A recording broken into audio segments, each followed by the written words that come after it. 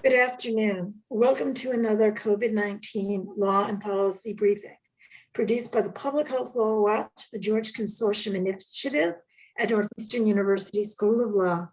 Thank you to our co-sponsors, the Center for Public Health Law Research at Temple University, the Network for Public Health Law, ChangeLab Solutions, and the American Public Health Association's Law Section. We are here to provide expert legal analysis during the COVID-19 pandemic and hopefully to answer some of your questions. For more information on COVID legal response, please check our reports, Assessing Legal Responses to COVID-19 and COVID-19 Policy Playbook, Legal Recommendations for a Safer, More Equitable Future. You can find them at www.covid19policyplaybook.org. In the report, 50 national experts assess the U.S. policy responses to the pandemic and provide concrete recommendations on how federal, state, and local leaders can better respond to COVID-19 and future pandemics. I'm Wendy Parmet, Faculty Director for the Center for Health Policy and Law at Northeastern University School of Law. With me are Lori Freeman, the Chief Executive Officer of the National Association of County and City Health Officials, and Jill Kreuger, Director of the Northern Region Office for the Network for Public Health Law. Please use the hashtag COVID Law Briefing for any questions or comments in response to this. So throughout the pandemic, we know that governors and mayors and other executive officials have used emergency powers.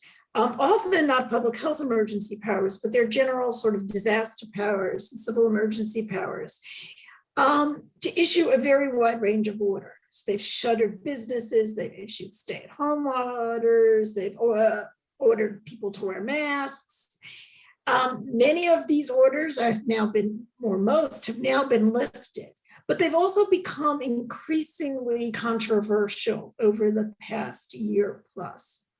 And what we've seen in the last several months is that legislatures around the country are considering bills to restrict, reform, claw back, clarify executive authority. And in some cases, states have enacted some measures. So what we're here today is to talk about those and to think about what these new legislative initiatives may mean for public health law and our ability to respond to another pandemic going forward. So I'd like to start with you, Jill.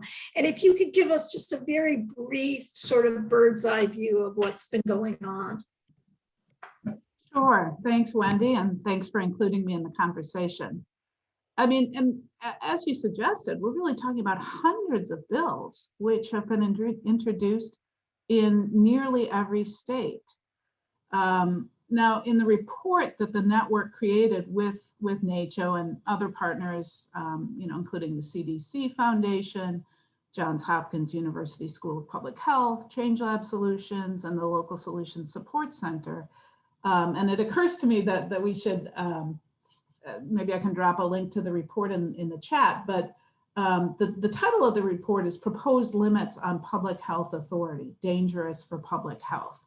So in that report that the network created with NACCHO, we chose to focus on examples from 15 different states. Now, when we started the project, which I think was late April or early May, something like that, we didn't know which of these bills would pass, but we wanted to find, it's not a comprehensive study, but we wanted to find good examples of the kinds of bills that were being considered in state legislatures across the country. And so what we found by looking at these bills is that many of them would change the nature and the allocation of emergency powers and public health authority. And so the nature, like the kinds of things that these officials can do in terms of allocation, who has those powers. So there were 5 different types of bills we found. Bills that would shift either general or emergency public health authority. So the shifts might occur from local public health, from the local public health agency to another local entity, usually an elected body like a city council or a county board. So that was one category. Maybe a shift from the local public health agency to the state public health agency or the state legislature. That was another category of bills. A third category was a shift in authority from the state public health agency to the governor or to the state legislature. Fourth was a shift from the state executive, such as the governor or the health officer, to the state legislature. And then the fifth category was more about the nature of the authority rather than who would have the authority, a prohibition of certain types of state or local public health orders. Now, some of those bills were focused on the COVID context, and some of them were not limited to COVID. Some were just an absolute prohibition on certain types of state or local public health orders.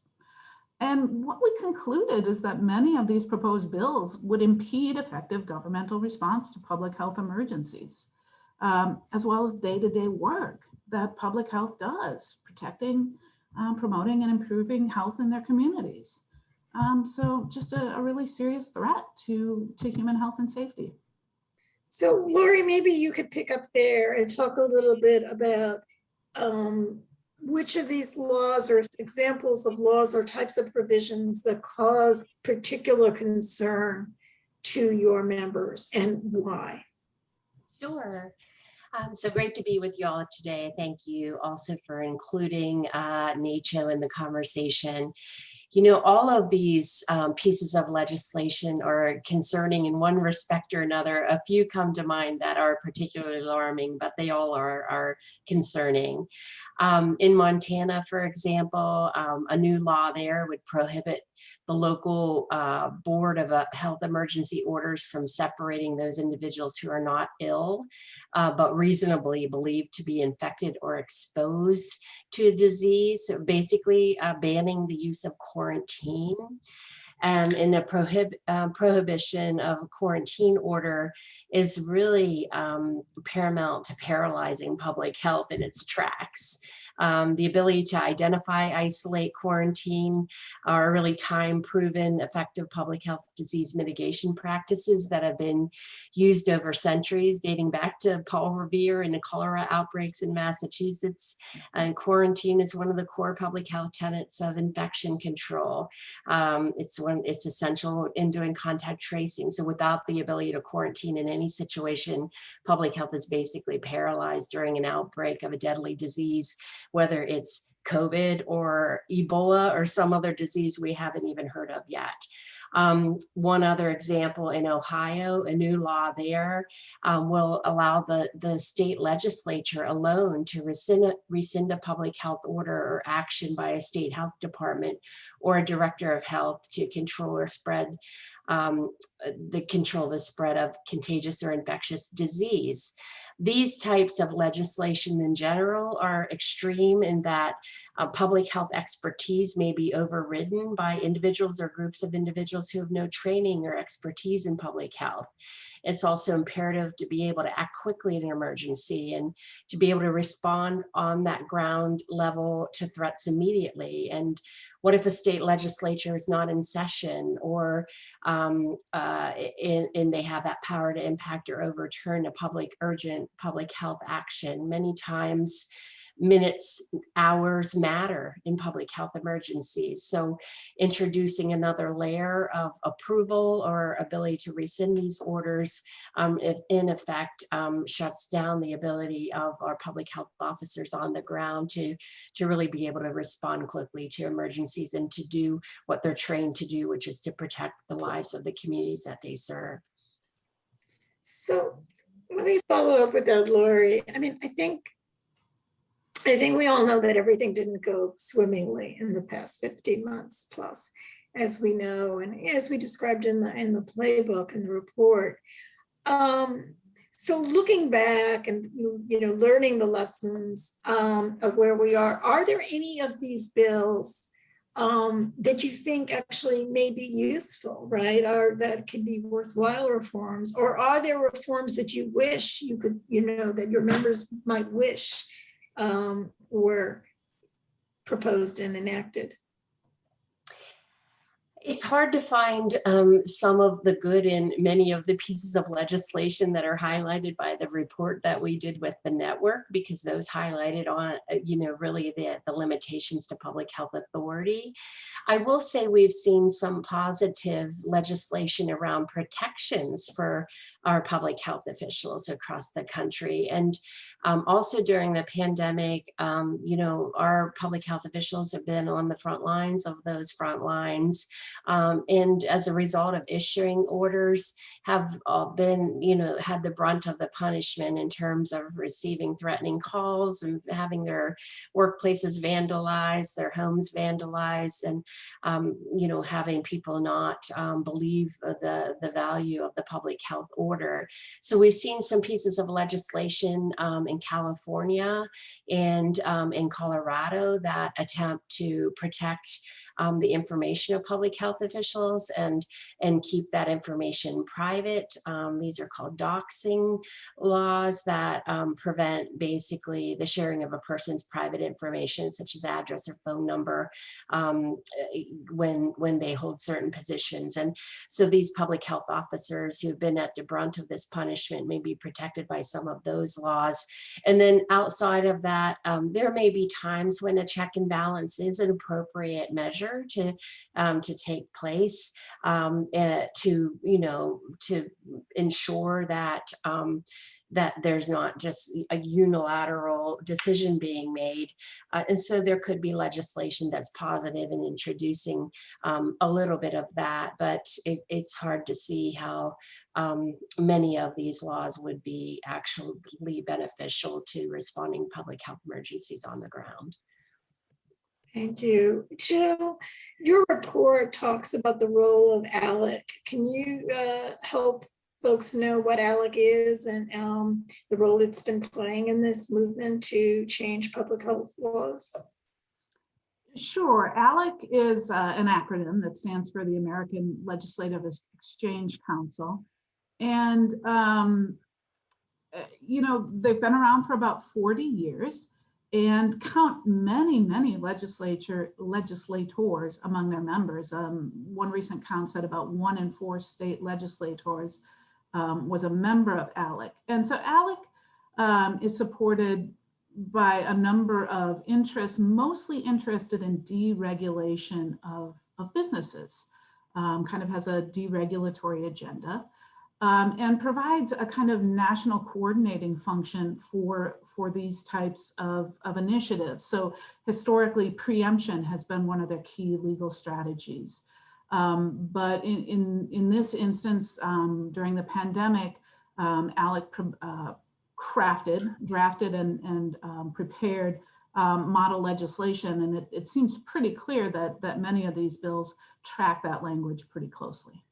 Thank you. So, it seems clear to me that many factors have led to this movement to cut back, restrict public health powers, in addition to ALEC's. But I think it's worth thinking a little bit about maybe how we think about public health powers. And one of the things I think we have seen during the past year plus is that power alone doesn't necessarily help all that much, right? It's great to have power, but you also need the public's support and their willingness and their ability to comply. So I guess I just want to ask each of you, and to end with your thoughts about the lessons learned and what can public health officials do differently next time, regardless of the powers that may be on the book? Because again, we know that power alone did not solve the problem this time. So I wonder if either of you have any thoughts on this. I'm happy to jump in first.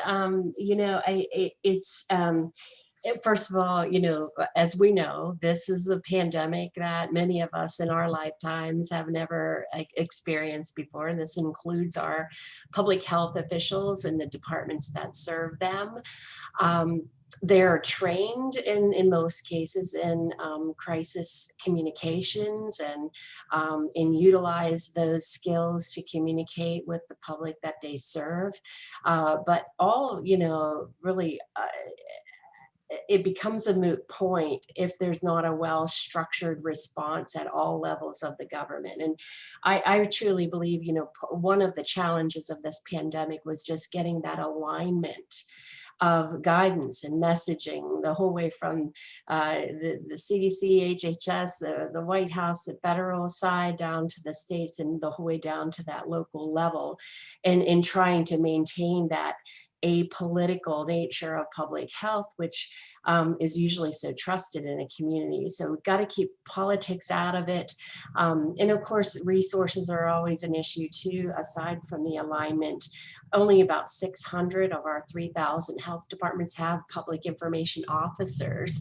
The rest have to handle it on their own, either the local health officer or somebody that might be less trained than we may need in situations like pandemic. So there's a lot of things I think that we will learn from this pandemic in terms of our relationship with our communities and how to ensure that politics is kept out of public health, and to rebuild that trust that we've always had in public health officials to do and say and enact the right orders to keep our communities safe and healthy.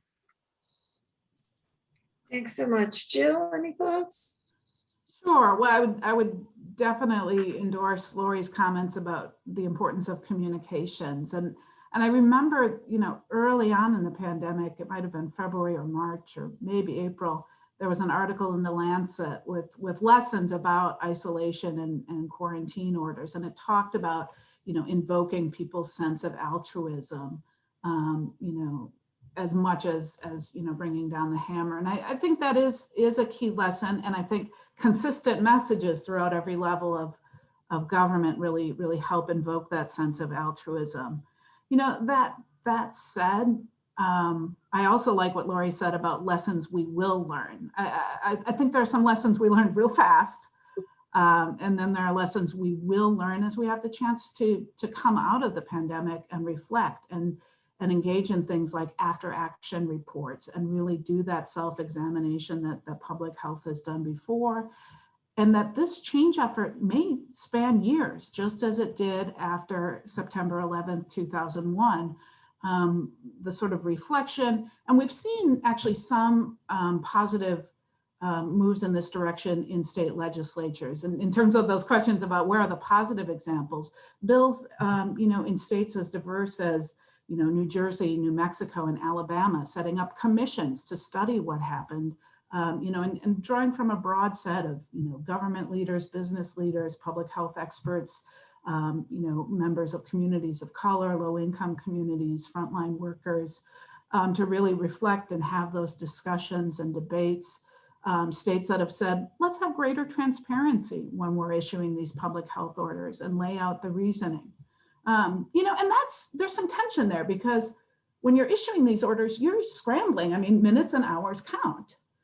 So yes, you're gathering the evidence, you're relying on the evidence, but there's sort of a difference between having that evidence at your fingertips for your own analysis and then articulating it in a way for the public that takes time. So there's a tension there when we demand greater transparency, when from a First Amendment perspective, we say, oh, you have to choose the least restrictive alternative, to articulate that in the order so it doesn't look like, a post hoc rationalization. There's only so much burden we can place on an overburdened system. But, and Wendy, I know you're on the Uniform Law Commission. So I think some of these efforts to take it out of a political environment or to, to some extent, let the heat cool down will really help with some of those efforts. Well, thank you. I think both of you is really thoughtful and helpful. I really want to thank you for the conversation today. This will be continuing, so Maybe we'll circle back and see where we are in a couple of months. So just go to @PH Law Watch or search #COVID Law Briefing. Thank again Lori Freeman and Jill Kreuger for speaking with us today. The recordings are available on Public Health Law Watch's website, and the shows are archived by the Week in Health Law podcast at www.twihl.com. The COVID law and policy briefings are produced by Faith Colick. We will see you next time. Please stay safe and get vaccinated. Thanks so much.